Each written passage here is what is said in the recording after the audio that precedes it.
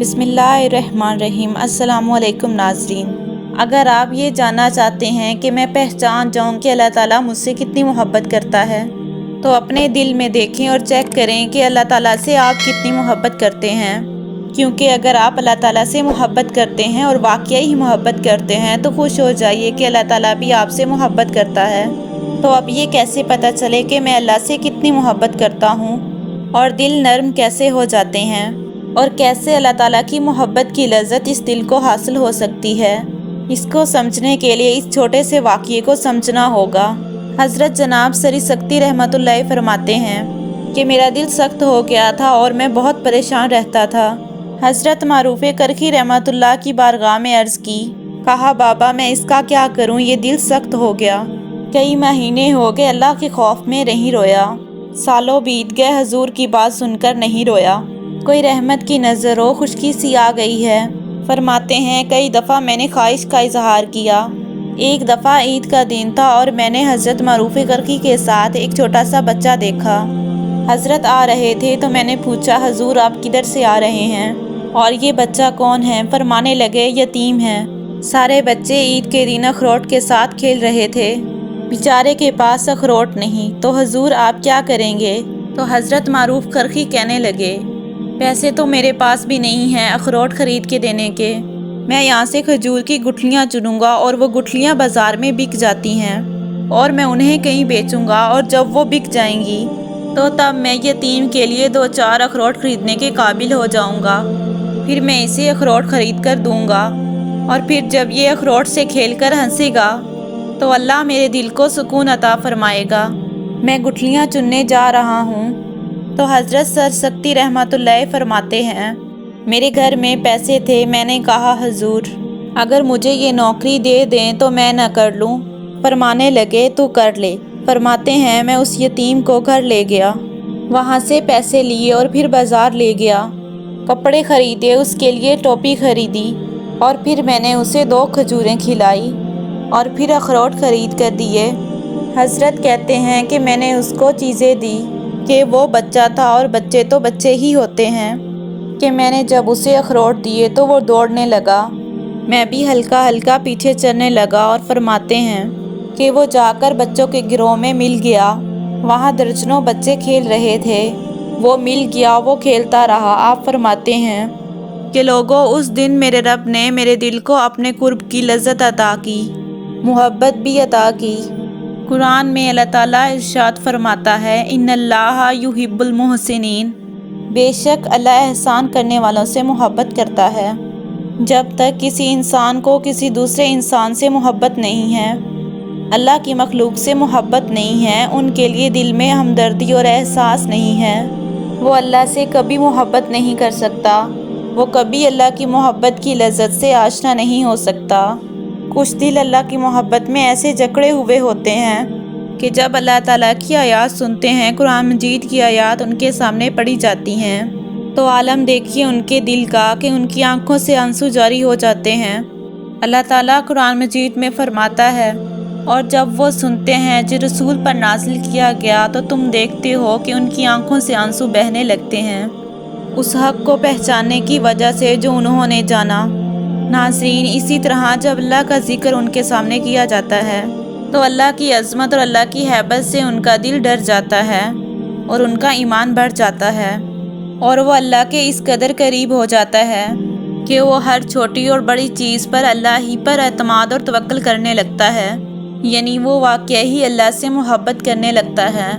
اللہ تعالیٰ قرآن مجید میں فرماتا ہے مومن تو وہ ہیں کہ جب اللہ کا ذکر کیا جائے تو ان کے دل ڈر جاتے ہیں، اور جب ان پر اس کی آیات پڑھی جائیں تو ان کا ایمان بڑھ جاتا ہے اور وہ اپنے رب پر بھروسہ کرتے ہیں۔ قرآن سے دل لگانے والے اور اللہ کی آیات پر غور کرنے والے، قرآن سے محبت کرنے والے، بے شک اللہ سے محبت کرنے والوں کی یہ پہچان ہے۔ عشق مجازی سے اس بات کو سمجھتے ہیں کہ جب دل کسی عام سے بندے کی محبت میں مبتلا ہوتا ہے تو کیا کرتا ہے کہ بار بار اس کا ذکر کرتا ہے، ہر بات میں اسی کو یاد کرتا ہے۔ اسی طرح اگر ایک بندہ ہے جس کو اللہ کی یاد اور محبت سونے نہیں دیتی، جتنا مرضی تھکا ہو، آدھی رات کو بھی تھکاوٹ سے چور ہو، لیکن اللہ کی محبت اور یاد میں وہ جاگتا ہے اور اپنے گرم بستر سے نکلتا ہے اور جا کے اللہ کے سامنے کھڑا ہوتا ہے۔ ٹھنڈے پانی سے وضو کر کے اللہ کو منانے کی کوشش کرتا ہے۔ اس کی آنکھوں سے آنسو نکل رہے ہوتے ہیں، اس کے رونگٹے کھڑے ہو رہے ہوتے ہیں۔ تو یہ وہ بندہ ہے جو دل سے اللہ سے محبت کرتا ہے۔ اللہ تعالیٰ قرآن میں فرماتا ہے، ان کے پہلو بستروں سے الگ رہتے ہیں، وہ اپنے رب کو خوف اور امید کے ساتھ پکارتے ہیں اور جو کچھ ہم نے انہیں دیا اس میں سے خرچ کرتے ہیں۔ اگر آپ عقیدہ بنا لیں اور پختہ یقین کر لیں کہ آپ کو اللہ سے محبت ہے تو سمجھ جائیں کہ اللہ کو اس سے بھی زیادہ آپ سے محبت ہے۔